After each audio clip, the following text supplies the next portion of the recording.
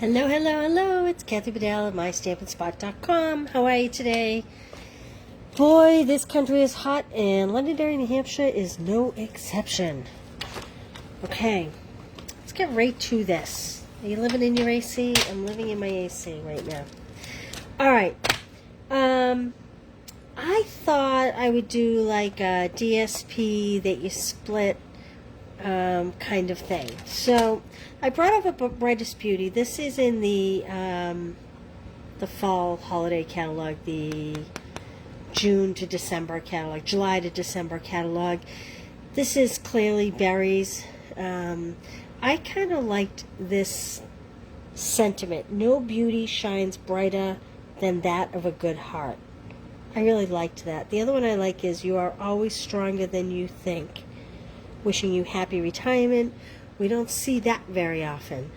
But I really like this. No beauty shines brighter than of a good heart. So I'm going to try to use that. This is brought over from last year's catalog. It's the Pale Papaya. Hey, KB. Oh, your power's been out? Did you lose it last night in that storm? The Northeast, we've had some terrible storms.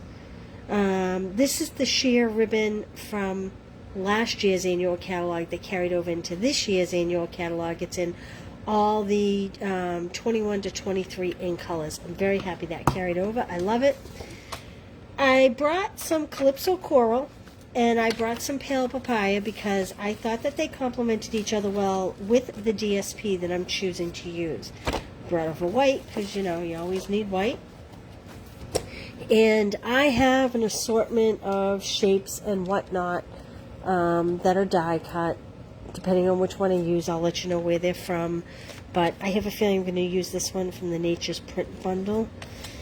This is the Pretty Prints 12 by 12 DSP. Now, a lot of this is very fallish looking.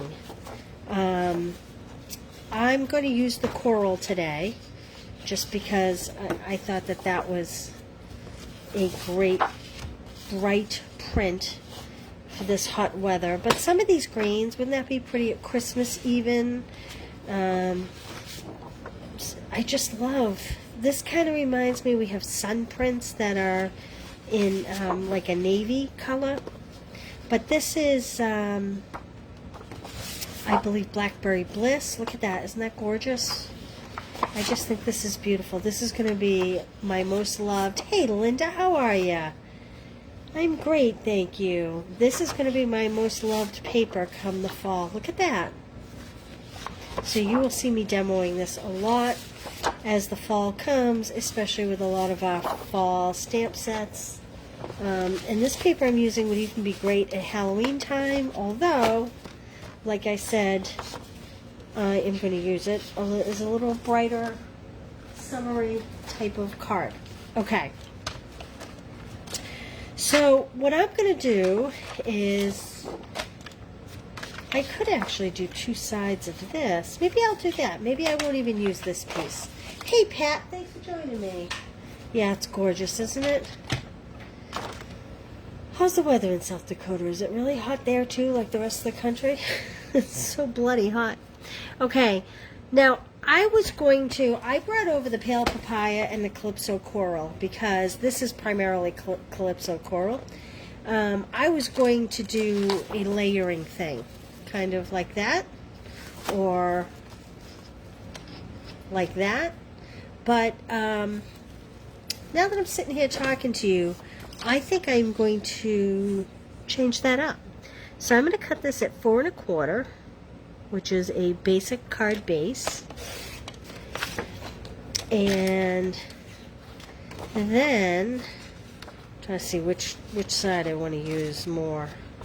Then I think I'll use the more dramatic, darker side.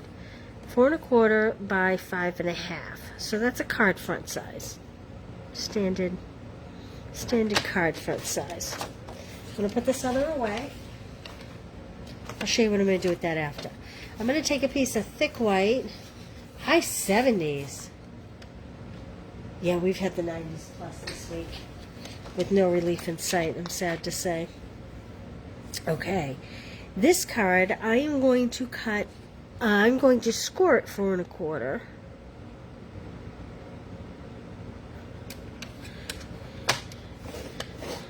And I'm going to cut it by 5 1/2.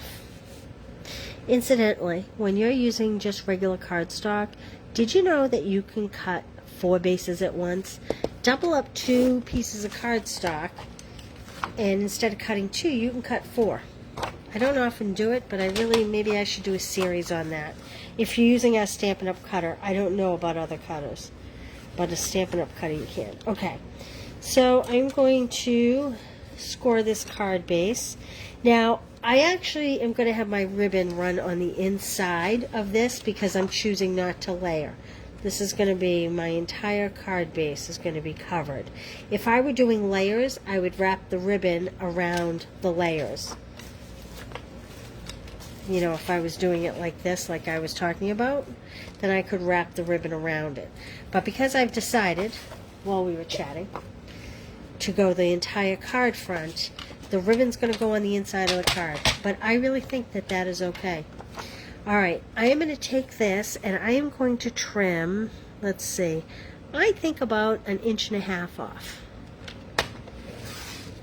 So now I have 2 pieces. I'm going to put my cutter aside. And here's what I have. How nifty is that? Pretty, right? Maybe I think I like it like that with the darker down here. So I'm going to go ahead and adhere that rather swiftly. Now here's my tip for adhering it when you're doing it to the whole card front. Line up the binding edge first. My card base I don't think is exactly 5 1/2. Let me trim that. It seems to be a smidge bigger. So I'm just going to trim it down. I didn't quite cut it exactly in half. These things happen, right? It's okay, we live with them.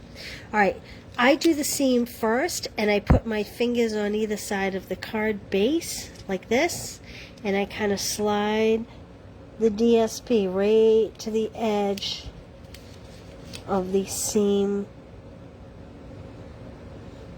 of the card. The fold of the card, like that. And then I am going to put some adhesive. Now this would be super easy to make a mistake and put the adhesive on the wrong side. And same thing with this, only this time I'm going to actually stand it and use the table to leverage that edge. And then I'm going to use my fingers.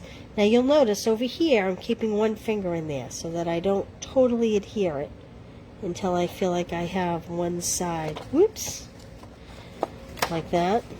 I'm going to turn it this way towards me. Which way did I decide? That's the way I decided.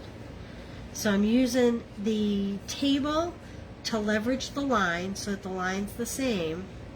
And then I'm using my fingers to estimate the top and bottom. Now, something is crooked. I think that this piece is a little crooked, and I can go and try to peel it up if I want and re-adhere it, but I'm not entirely sure that's going to work. But for this technique, it's okay because I'm going to run a ribbon right around it, right around that seam, and who is ever going to know? I venture to guess no one, unless they really are that crazy observant.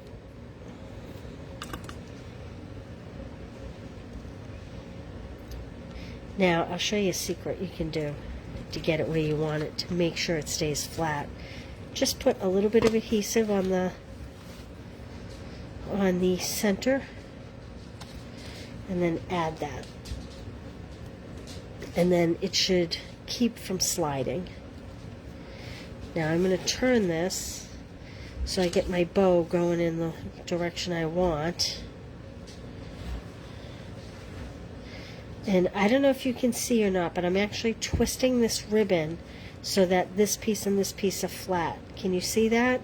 So the natural way for this ribbon to be is like this, right? But if I do that, it's gonna really twist this piece. So I'm coming in and twisting it before I pull it to get it flat. The key to a good ribbon, and I don't always make a good bow, but the key to a good ribbon is manipulating it as you go rather than trying to fix it after. Sometimes you can fluff after, but the creases have to be done as you're going. And another trick is to hold the knot and pull the tail in the direction that you would like it to be. So I kind of want mine to be going off to the sides. Fluff that a little bit. Let's cut this down. Hey, Karen. Good afternoon. Like that.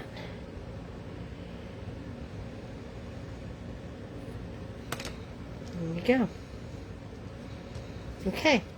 Now, all we have to do is add a pretty sentiment, which... Hi, Adrian. How are you? Oh, Adrian, I'm so sorry to hear that, honey. Gosh. I'm very sorry to hear that. Okay. I'll call you later. Well, likely I'll call you in the morning, Adrian. So I am going to use No Beauty Shines Brighter Than That of a Good Heart. And I think that is this one. Yeah. Now, I put it on my block crooked intentionally so that I don't make the mistake of lining the edge of the block up thinking that that's straight. This forces me to make sure my actual words are straight. I'm taking a piece of scrap. I'm going to try the lighter color, see if it's too light. I'm going to try the darker color. Yeah, I think I like the darker color on that. I definitely like the darker color. Okay, so let's see here. Just making sure I have it right side up. There we go. Okay. All right. There we go. Teeny bit crooked, but that's okay. This is Calypso Coral. I stamped that in, by the way. The other color I was checking out was the Pale Papaya, but I decided the Calypso Coral. All right, I just need a couple dimensionals to pop this up. It's a great way to use up your DSP without a lot of thought, because if you use the back side of the piece you're using, just pick a corresponding ribbon. Okay, so you're cutting it the size of your card front, which is 4 1/4 by 5 1/2, and then you just cut on the long edge 1 1/2 inches off. There we go. All right, let's bring in some bling. I brought over some opal rounds, but I actually don't think I like those. I brought in, these are the Fun Resin Flowers. I actually think those match better than I thought. What do you think? Do you like the resin flowers better?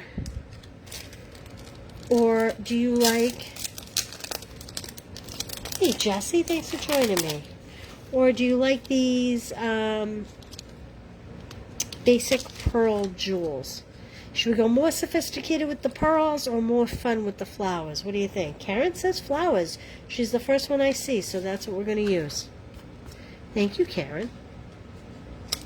So I'm going to put a small flower on my tag, like this, up here. And I'm going to put a few of the bigger flowers. Well, maybe one small, one big up here. Like that. I like to do my bling in odd numbers. Oh, KB says pearls. Lynn says flowers. Well, flowers went out, girls. I like to do my gems in odd numbers, either 3s or 5s, because in nature things are found in odd numbers. Did you know that? I bet you didn't know that. If you ever took an art class, that's one of the things you learn. So I always like to either do 3s or 5s. So there we go. The pearls would be pretty, however. I'm not going to lie. Maybe next card. All right.